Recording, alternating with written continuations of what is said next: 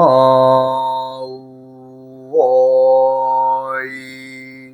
흠 우야어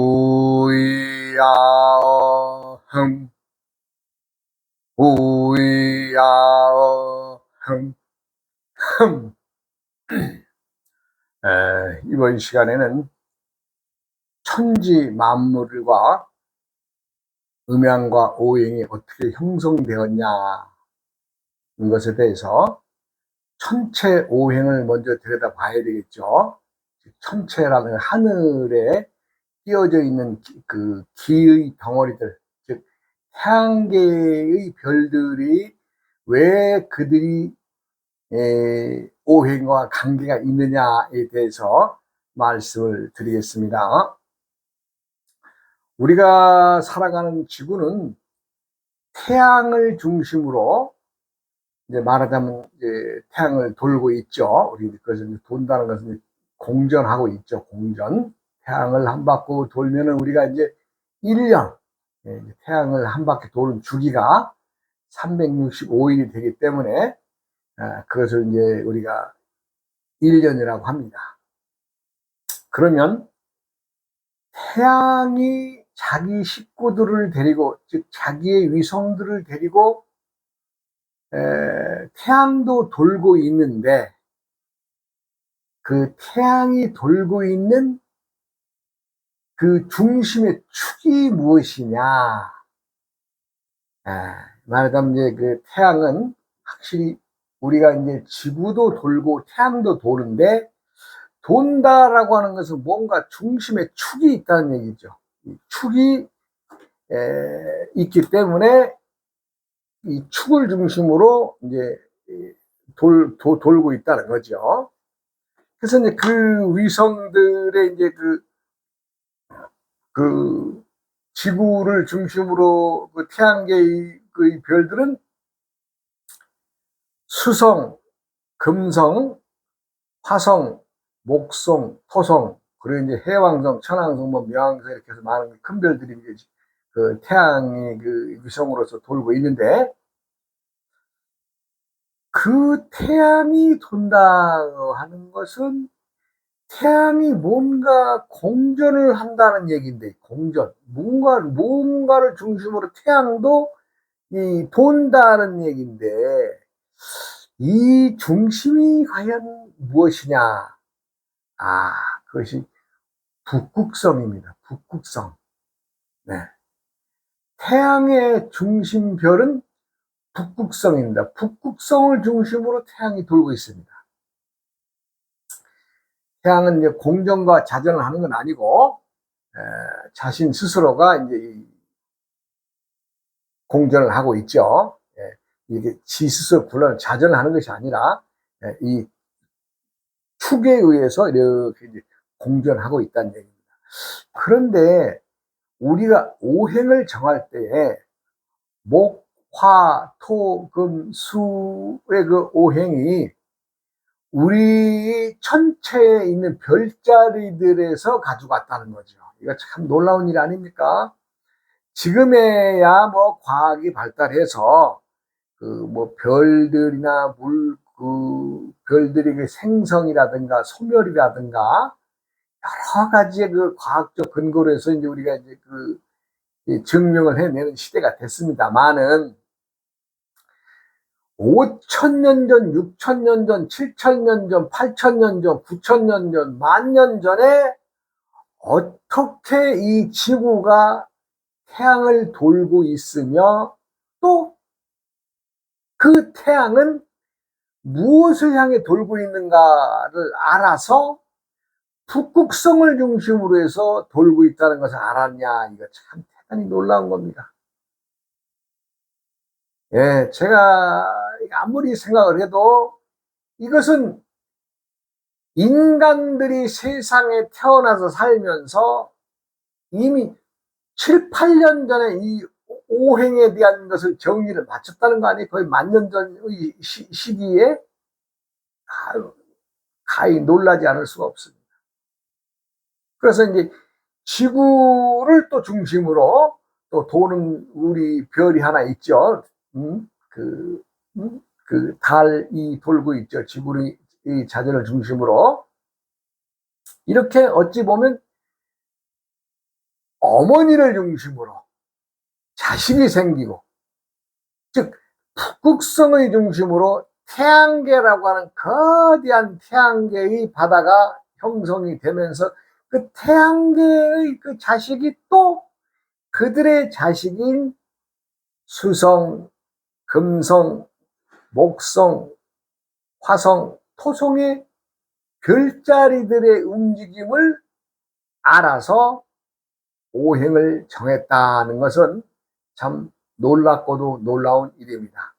제가 여러 번 말씀을 드려도 이 놀라운 사실에 대해서는 참 경탄하지 않을 수 없는 거죠. 그리고 또 이 지구의 그 위성이 하나, 그 달이 또 이 지구를 중심으로 돌고 있죠. 이 달이 지구를 돌고 있음으로 인해서 우리가 이제 그 달이 도는 것이 이제 한 대략 한 29일 정도의 시간이 되는데, 그것을 또 어떻게 알아서 또 음력과 양력의 그 달력을 만들어서 사용을 했느냐. 참, 하여간 아둔한 사람 입장에서는 그냥 경이로울 뿐입니다.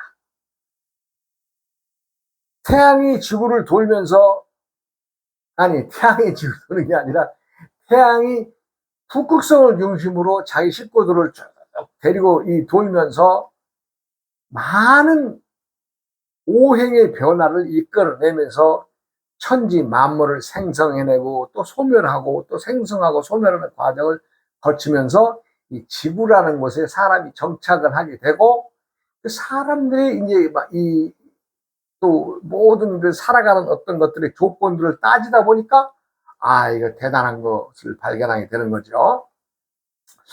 그래 이제 이 역사적으로 이제 우리가 그 달력에 보면 음양과 오행이죠. 일, 월, 화, 수, 목, 금, 토니까. 예. 이것은 7일을 중심으로 한 바퀴 돌아서 다시 오고, 응? 일요일부터 시작해서 월, 화, 수, 목, 금, 토, 다음에 또 다시 일요일로 돌아오고. 그래서 이거 보고 이제 7회력이라고 하는데, 말하자면 상고시대를 거쳐서 환국의 시대, 환국의 시대를 거치고 배달국의 시대를 거쳐서 고조선의 그 시대에 이제 우리가 고조선을 이제 일대 단군이신 왕검이라고 하죠.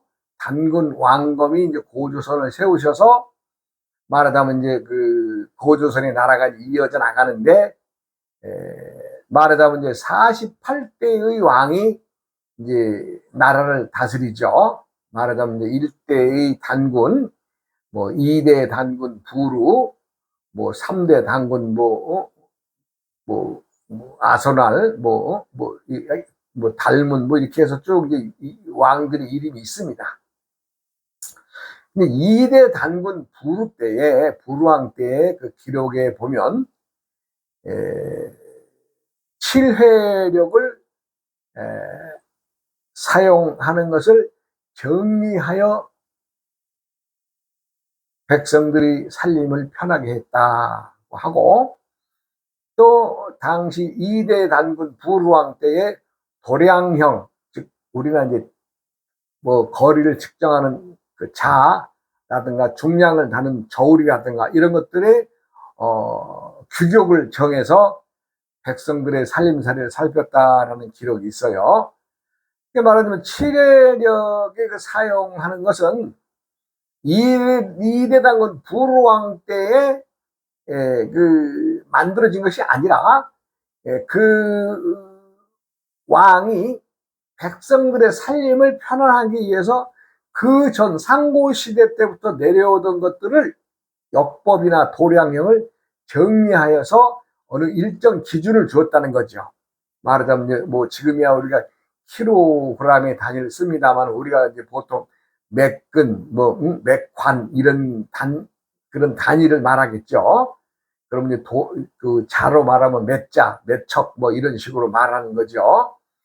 그런 것들을 이대 당군 부루왕 때에 정리하시어 백성들에게 살아가는 것을 좀 불편하지 않게 해라 했다는 이제 기록이 전해집니다. 그것을 보면은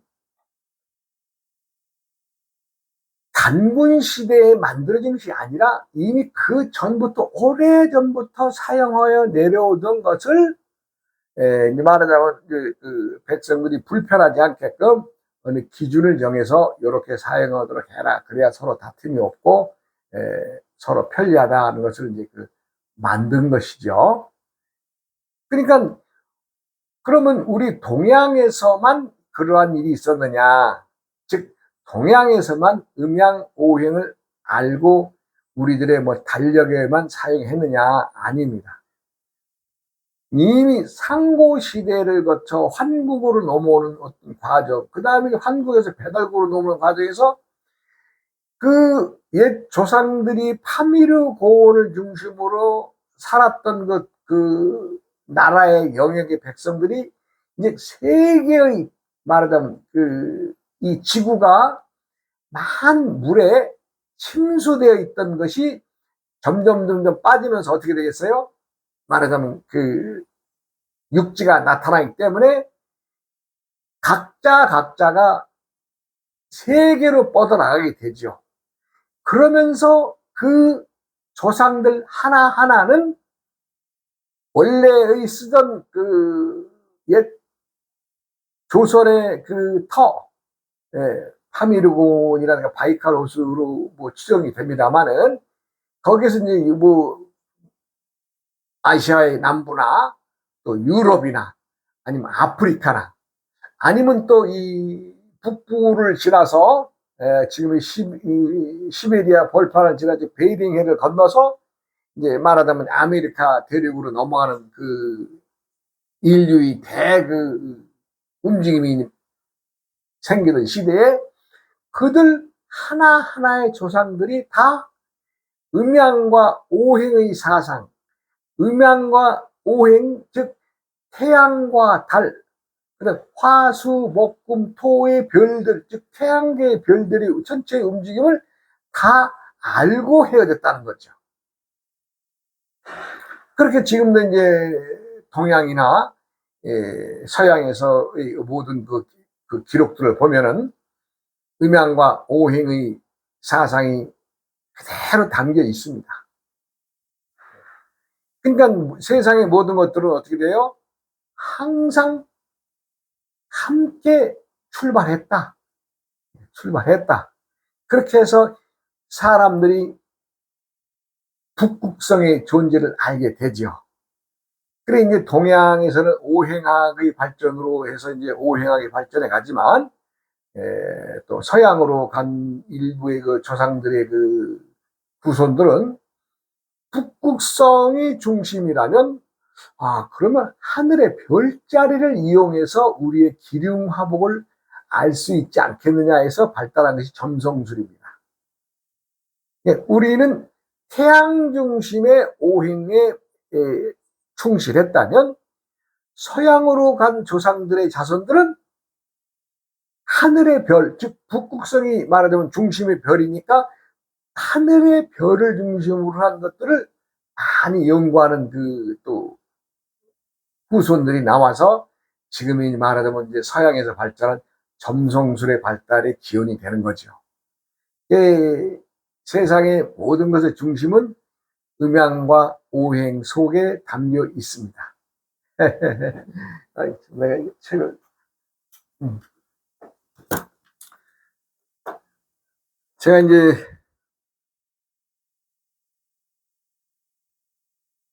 산 속에서 이제 살다 보면은 자연과 더불어 살고 또 산을 많이 주위에 있으니까 산을 좀 자주 타게 되고 또 시간을 그렇게 보내고 많은 사람들이 산에 등산을 하고 이렇게 이제 보면 등산의 정상에 이제 제가 사는 동네에 산에 이렇게 올라가면 높진 않습니다만은 참 제가 오래전에 태어나서 크던 자리, 예, 그것이 내 시야에 들어옵니다. 참 60년도 더 흘러간 시기의 얘기니까 오래전의 얘기가 되겠습니다만은, 당시에 이제 내가 살던 곳에 그 집이 한옥집으로, 참 집이 그래도 참 꽤 규모가 있는 집에서 살았는데, 당시는 이제 그 60년대 초반이죠. 초반도 아니고 뭐 그런 시기에 말하자면 이제 시골에서 서울로 올라오는 학생들 하숙방, 저희 집에서 말하자면 이제 그 하숙생들의 방을 좀 내줘서 그 형들이 공부하게끔 하는 그런 집이었는데, 말하자면 이제 그 형들이 말하자면 새 들어 사는 형들이 이제 대학교에 그 공부를 하는 형들이, 그 중에 이제 이렇게 이제 그날 내가 산의 정상에서 내려다 보면서 생각이 나는 것이, 그 중에 형이 하나가 이제 말하자면 시청 공무원, 임시직으로 말하자면 그때는 이제 운전수들이 아주 귀했던 시기니까, 그 임시로 이제 말하자면 대학교에 다니면서 그 시청 공무원의 임시로 이제 그 운전사로 이제 채용이 돼서, 그 형이 말하자면 그 구청이죠. 당시는 이제 동대문 구청이 되는데, 구청 그 GMC차, 지금은 뭐 차가 많아진 세상입니다만은 그때는 참 그 우리나라에 다니는 차들이 참 볼품이 없던 시대입니다. 뭐 전쟁 끝나고 얼마 되지 않았던 시기니까. 그 이제 그 형이 이제 말하자면 그 시청에서 말하자면 그 차를 몰고 각 동네마다 다니면서, 그때만 해도 이제 서울시 인구들이 늘어나니까 말하자면 지금처럼 이제 시에서 치워주는 거지, 그 쓰레기들을. 그래가지고 그 이제 차를 몰고는 그 쓰레기를 어디다 갖다 버리느냐. 그럼 그 당시에는 내가 지금 추정을 할 때는 그 창동, 번동과 창동 지역 같아요, 서울에. 예. 저는 이제 그 미아리 쪽, 그 도남동과 미아리 그쪽에 이제 살았었기 때문에. 그럼 이제 내가 이제 그 형이 이제 그 차를 몰고 이제 말하자면 그 쓰레기 청소하는 날이 되죠. 그럼 사람들 인부 몇 명 뒤에 태우고, 그 당시에 그 차를 보면은 문짝도 없어요. 예. 지금 같으면 뭐 안전을 얘기한다면 그런 차는 돌아다닐 수도 없는 거지만, 당시에는 뭐 안전을 얘기하는 것이 아니라 차만 있어도, 차에만 매달리고만 가도 사람들은 좋았던 시기였기 때문에, 나도 그 당시에 그 어릴 때 제가 뭐 초등학교도 가기 전에 얘기입니다만은, 그 차 한번 타보는 게 그렇게 좋은 거예요. 그래서 이제 그 형을 조르는 거죠. 형, 나 한번 좀 차 좀 태워줘. 그렇게 되면 그 형이 이제 그 근무하는 날이 되면은 이제 그 차를 이제 끌고 나와서 이제 그 동네를 돌다가 어느 만큼의 지점이 되면 이제 우리 집 앞에서 차를 세우고 이제 나를 부르죠. 야, 가자. 그럼 이제 그 차에 타는 거죠. 참, 제 어릴 때의 마음은 차만 타면 이상하게 세상을 다 가진 것 같고, 부자인 것 같고, 뭐, 당신은 뭐, 빨리 다니지도 않았던 그 차지만, 그래도 그 차에 어쩌면 그 기름 냄새가, 지금으로 말하면 매연이죠. 근데 그 매연 냄새가 그렇게 좋았던 거예요. 그래서 하여간 가보면은, 이제 그 쓰레기를 버리죠. 버리고, 응? 또 이제 뭐 정리할 거, 뭐 이렇게 정리하고, 인부들하고 정리하고, 그 시간에, 당시에 보면 뭐 거기 가면은 뭐 메뚜기가 그냥 뭐 개구리가 뛰어다니고, 메뚜기가 얼마나 많은지 그냥. 저는 이제 메뚜기 잡는 거죠. 강아지 풀에도 모가지 끼어가지고 이렇게. 거기서 이제 구워 먹기도 하고. 예. 그랬던 자리가 제 눈에 들어와요.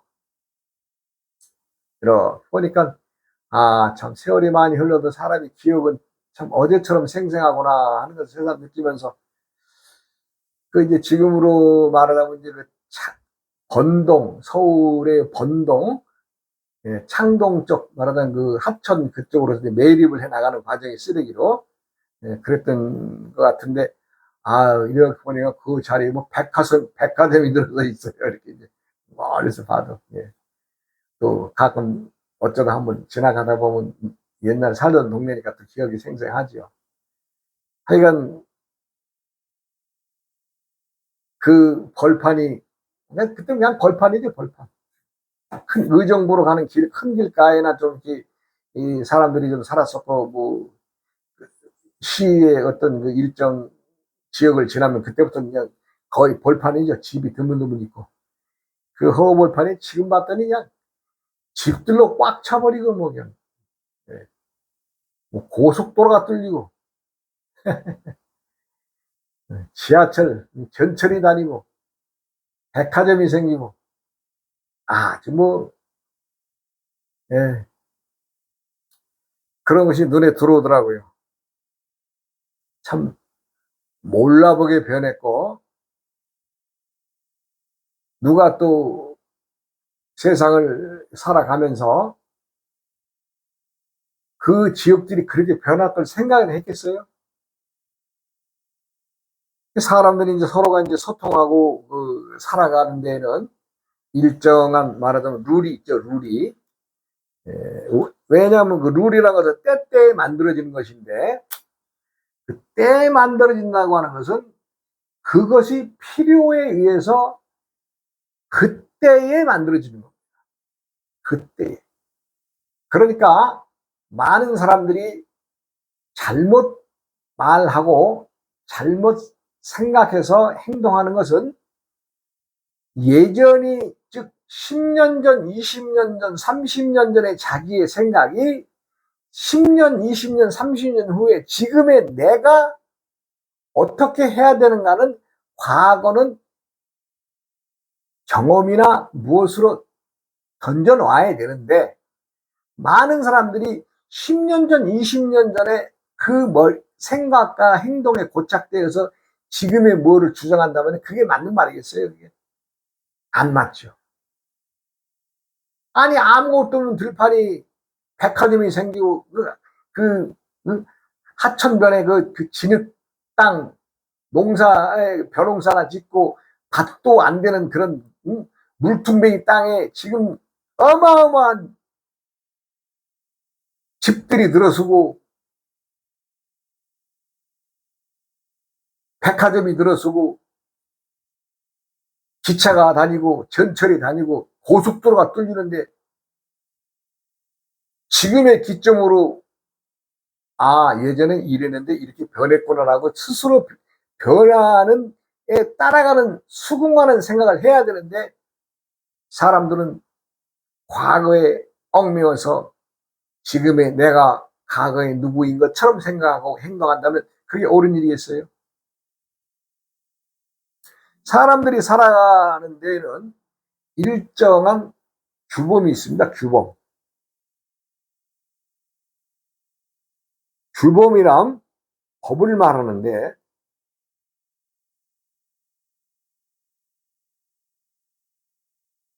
이 법에서 벗어난다면은 그 사람은 범법자가 되는 거죠.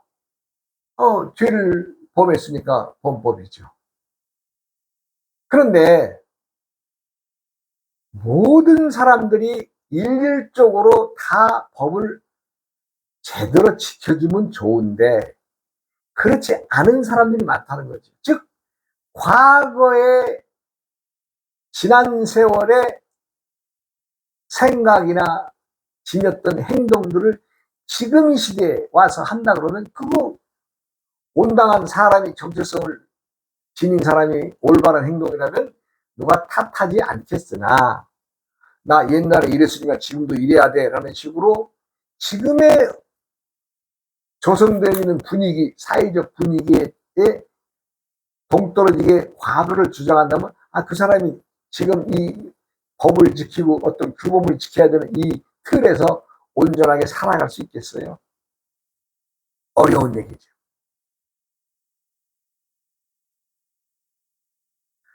그래서 세상은 변하는 놈이 대장이다라는 말을 내가 누누이 많이 합니다.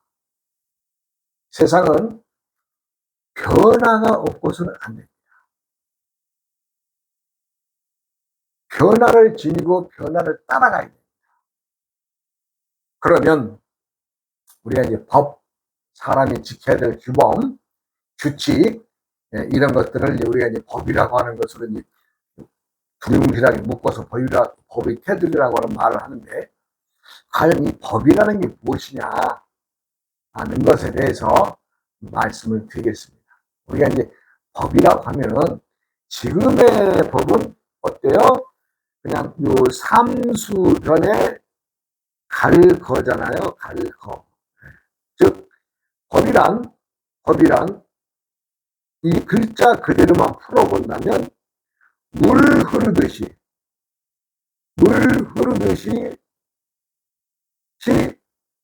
알아서 물 따라서 가라 이런 얘기죠.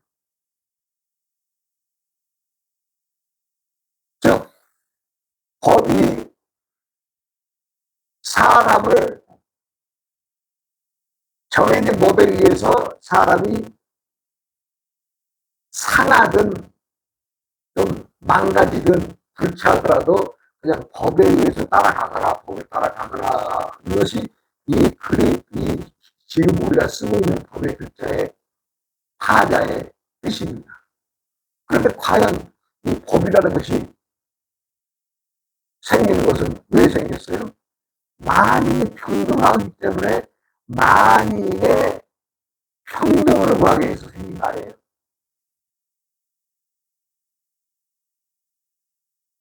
그런데 어느 누구에게 일방적으로 아니면 어느 집단에게 일방적으로 이익이 되고 소수나 아니면 다수의 사람들이 손해를 본다면 그 법을 온전한 법이라고 하겠어요?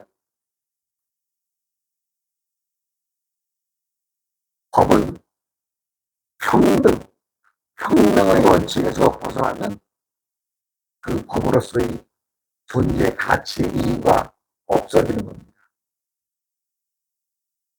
그러면 우리가 법 하는데 과연 이 법이라는 것이 언제부터 생겼는가? 이게 참, 제가 뭐 법을 연구하는 사람도 아니고, 저는 단지 공부를 해서 만인이 과연 평등한 것이 무엇이고 어떻게 해야 되느냐에 대한 그 자연을 공부하고 글을 공부하는 사람이지 법을 공부하는 사람은 아닙니다. 우리가 지금 사용하고 있는 이 법법자가 잘못되어진 뜻으로 만인들에게 보여지고 있는데 과연 이 법자가 어디에서부터 왔느냐 이것을 한번 따져봐야 되는데 참 재미있는 것은 우리가 이제 이 법자를 만든 사람이 있어요. 법자를 만든 사람이 있어요. 그래서 그 법자를 한번 써보면 최초의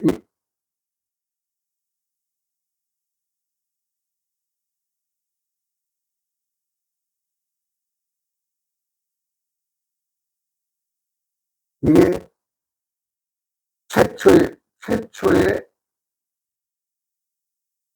법자입니다.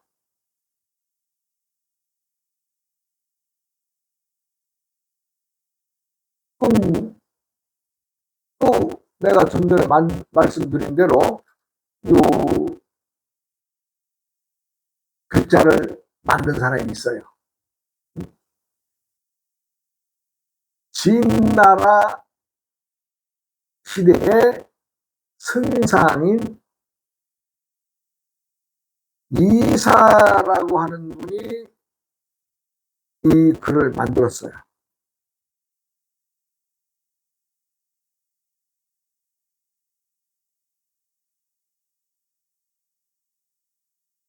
이분이 이제 글을 만들었는데 이 글이 지니고 있는 이 오행의 뜻을 풀어보면 지금 우리가 사용하고 있는 이 법법자하고는 전혀 다릅니다. 뜻이 전혀 달라요. 만인이 평등의 원칙에서 벗어나면 법은 스스로 생명력을 잃어버린다 그랬죠. 법법자에 대한 얘기는 다음 시간으로 이어가겠습니다. 여러분 고맙습니다.